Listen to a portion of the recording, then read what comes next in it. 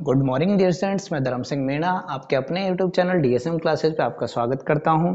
अपन chemical bonding chapter जो उसको पूरा कर चुके थे कल वाले लेक्चर में, और आज से अपन स्टार्ट करेंगे थर्मोडायनेमिक्स। और थर्मोडायनेमिक्स जो चैप्टर है बहुत ज़्यादा इंपॉर्टेंट हो गया है, क्योंकि जब से नया सिलेबस आया है तब से फिजिकल केमिस्ट्री के बहुत सारे चैप्टर्स है जिनको हटा दिया गया है नीट के सिलेबस में से और जेई मेंस के सिलेबस में। तो दैट्स वाई आपको जो रिमेनिंग चैप्टर्स है फिजिकल केमिस्ट्री के वो आपके लिए बहुत ज़्यादा इंपॉर्टेंट हो जाते हैं। और उसी सीरीज में हम स्टार्ट करने जा रहे हैं थर्मोडायनेमिक्स चैप्टर। तो आप अच्छे से पेन और कॉपी लेके बैठिए और नोट्स बनाते रहिए, और आपको जहां दिक्कत आती है आप कमेंट बॉक्स में ज़रूर बताइएगा। एक बार फिर मैं स्वागत करता हूं आपके अपने चैनल डीएसएम क्लासेज पे। चलो आज हम स्टार्ट करते हैं थर्मोडायनेमिक्स, और चैप्टर जो 6 था पहले ही, अब ये 5th नंबर का हो गया।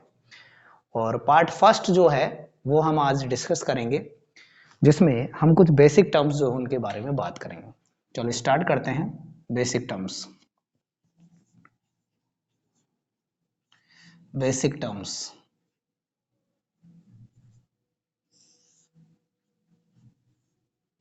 तो बेसिक टर्म्स में सबसे पहले जो बेसिक टर्म है वो है सिस्टम। सबसे पहले हमारी बेसिक टर्म है system.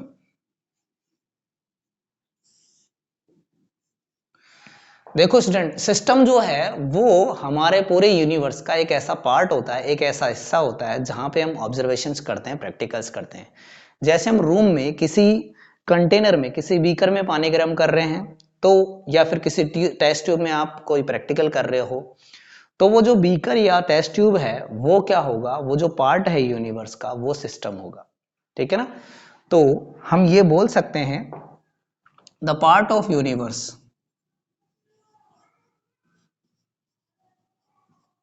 the part of universe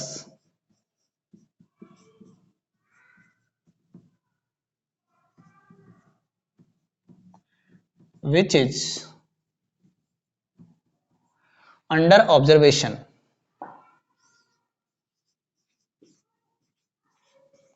which is under observation is known as system। अब हम बात करें दूसरे पार्ट की, जिसे हम बोलते हैं surroundings.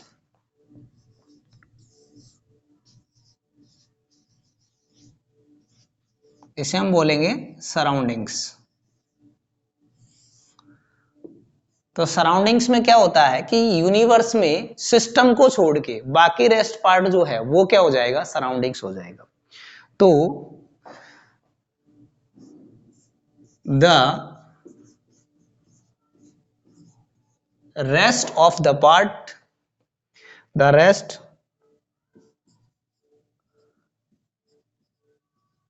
of the part of universe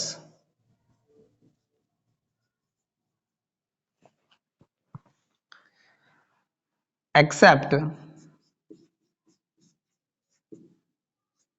system is known as surroundings।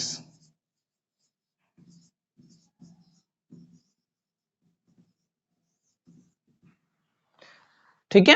तो अब मैं इसको एक डायग्राम के थ्रू आपको समझा रहा हूं कि इसको आप कैसे समझोगे। जैसे अपने पास में ये कोई रूम है और इसमें ये कोई कंटेनर रखा है, ये कोई कंटेनर आपके पास में रखा है और इसमें ये कोई मटेरियल रखा हुआ है और इस पर प्रैक्टिकल चल रहा है, ये अंडर ऑब्जर्वेशन। तो ये जो है ये आपका क्या होगा, सिस्टम होगा, और ये जो है ये सराउंडिंग्स होगा।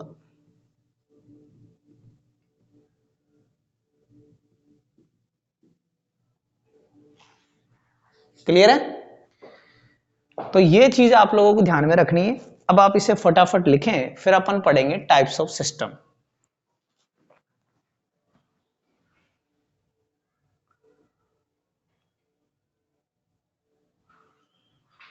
तो अब अपन देखते हैं types of system.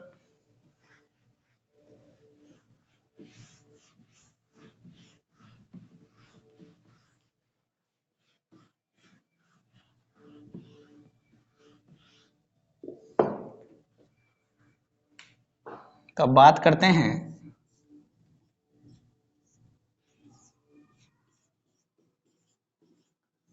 Types of system,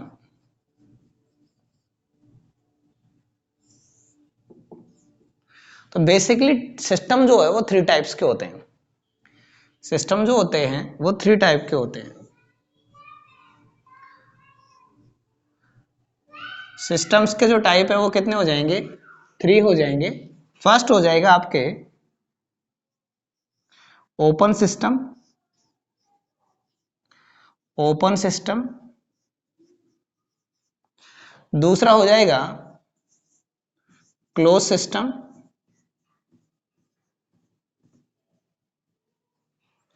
और तीसरा हो जाएगा आपके आइसोलेटेड सिस्टम,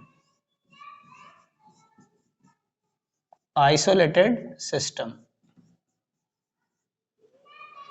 अब यहां पर ओपन सिस्टम जो है वो क्या है, क्लोज सिस्टम जो है वो क्या है, और आइसोलेटेड सिस्टम जो है वो क्या है, इसको अपन समझते हैं। जैसे मैंने अभी आपको एक कंडीशन बताई थी कि ये अपने पास में कोई एरिया है और उसमें ये आपके पास में सिस्टम है।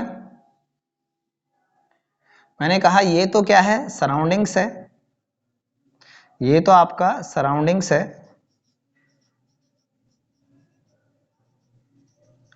और ये आपका सिस्टम है, और ये इसमें मटेरियल फील्ड है। अब यहां से यदि इस सिस्टम में से इस सराउंडिंग्स के बीच में मैटर यानी मास और एनर्जी दोनों का एक्सचेंज हो सके तो इसे हम बोलेंगे ओपन सिस्टम। तो यहां से मास और एनर्जी दोनों का क्या हो सके, एक्सचेंज हो सके, तो इसे हम बोलेंगे क्या, ओपन सिस्टम। तो मैं यहां लिख देता हूं, यहां पर लिख देता हूं मैं,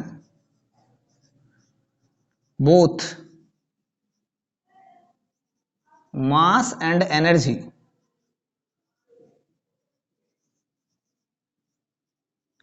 कैन एक्सचेंज।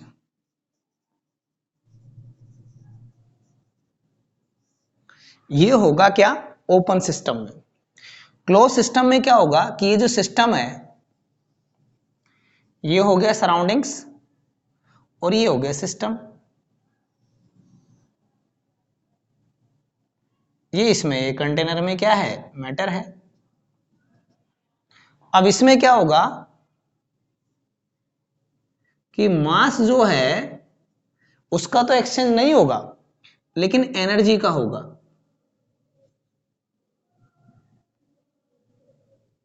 लेकिन एनर्जी का होगा, तो मास का एक्सचेंज नहीं होगा लेकिन एनर्जी का एक्सचेंज होगा।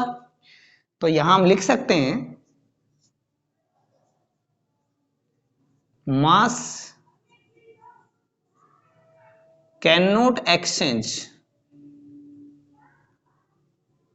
But energy can exchange.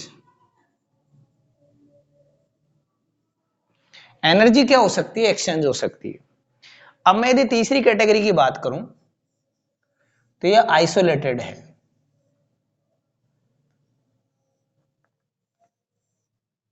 इसमें ये सब्सटेंस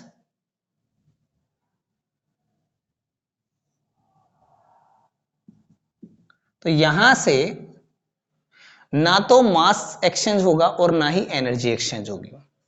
तो यहां मास भी एक्सचेंज नहीं होगा और एनर्जी भी एक्सचेंज नहीं होगी। तो यहां मैं लिख सकता हूं बोथ मास एंड एनर्जी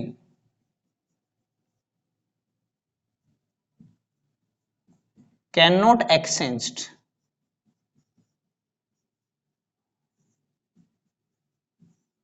ये होगा क्या, आइसोलेटेड सिस्टम। अब प्रॉब्लम क्या होता है कि यहां पर इसकी जो ये वॉल है, सेपरेशन वॉल है, ये होती है डाइथर्मल वॉल्स। ये है डाईथर्मल वॉल्स, इसे बोलते हैं हम डाईथर्मल वॉल। और इसकी भी डाईथर्मल वॉल होती, लेकिन इसकी जो वॉल होती है वो एडियाबेटिक वॉल होती है। इसकी जो होती है वो होती है एडियाबेटिक वॉल। ये बात आप लोगों को ध्यान में रखनी है। तो यहां पर देखिए, जैसे मैंने ओपन सिस्टम का एग्जांपल है, ओपन बीकर में आपने पानी गर्म किया तो उसमें से वेपर बन के पानी बाहर जाएगा, एनर्जी बाहर जाएगी, इसका मतलब ओपन सिस्टम हो गया। जैसे अपने पास में कोई ऐसा बंद कंटेनर है जिसमें सिर्फ हीट जो है वो बाहर जा सकती है, लेकिन सब्सटेंस जो है वो बाहर नहीं जा सकता।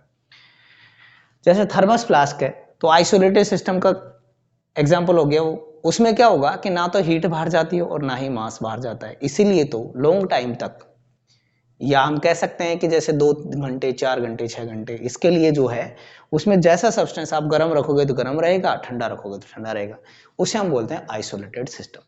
तो स्टूडेंट्स ये था टाइप्स ऑफ सिस्टम, आप फटाफट इसे लिखें फिर अपन आगे बढ़े।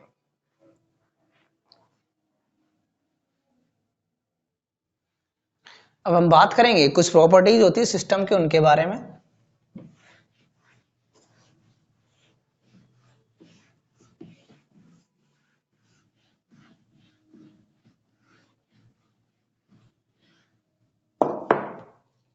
तो हम बात करते हैं प्रॉपर्टीज ऑफ सिस्टम।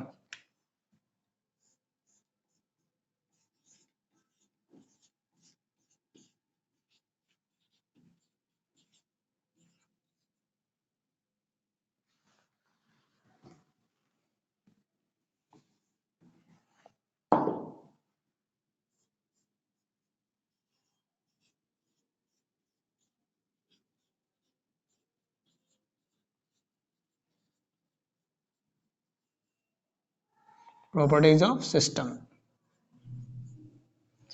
तो सिस्टम की दो तरह की प्रॉपर्टीज होती है। कुछ प्रॉपर्टीज ऐसी होती है जो मास और साइज पर डिपेंड करती है, कुछ ऐसी जो नहीं करती। जैसे मैंने कहा कि वाटर का जो बॉइलिंग पॉइंट है वो 100 डिग्री सेंटीग्रेड है। अब वाटर आप 1 लीटर लो चाहे 10 लीटर लो, बॉइलिंग पॉइंट वाटर का 100 डिग्री सेंटीग्रेड ही माना जाएगा। आगे बात समझ में। जैसे मैंने कहा कि ब्लड का पीएच जो है वो 7.4 है, तो अब आप ब्लड कितना भी लो, 1 लीटर लो 10 लीटर लो 50 लीटर लो, पीएच की वैल्यू जो है वो कितनी रहेगी, 7.4 ही रहेगी। तो ऐसी प्रॉपर्टीज जो मास और साइज पर डिपेंड नहीं करती, उससे इंडिपेंडेंट होती है, उन्हें हम बोलते हैं इंटेंसिव प्रॉपर्टीज। जैसे अभी मैंने पीएच बताया, बॉइलिंग पॉइंट बताया, फ्रीजिंग पॉइंट बताया, विस्कोसिटी होती है, सरफेस टेंशन होती है, ठीक है, मोलार हीट मतलब मोलार कैपेसिटी जितनी भी होती है, मोलार प्रॉपर्टीज वो होती है, स्पेसिफिक प्रॉपर्टीज होती है, डेंसिटी होती है, ठीक है, टेम्परेचर होता है, तो ये प्रेशर होता है। ये सब चीजें क्या है, किस पर डिपेंड कर रही है, साइज और मास पर डिपेंड नहीं कर रही। लेकिन जैसे वॉल्यूम हो गया, मोल्स हो गया, मास हो गया, ये ऐसी प्रॉपर्टीज होती है, जैसे एंट्रोपी हो गई, एंथैल्पी हो गई, हीट कैपेसिटी हो गई, ठीक है। तो ये जैसे फ्री एनर्जी हो गई, ये सब क्या है, ये सब जो है किस पर डिपेंड करती है, मास और साइज पर डिपेंड करती है। इस वजह से इन्हें बोलते हैं हम एक्सटेंसिव प्रॉपर्टीज। तो सिस्टम की प्रॉपर्टीज 2 टाइप की, एक होती है इंटेंसिव, एक होती है एक्सटेंसिव। जो मास और साइज पर डिपेंड नहीं करती है इंटेंसिव, जो मास और साइज पर डिपेंड करती है एक्सटेंसिव। चलो उनको पढ़ते हैं।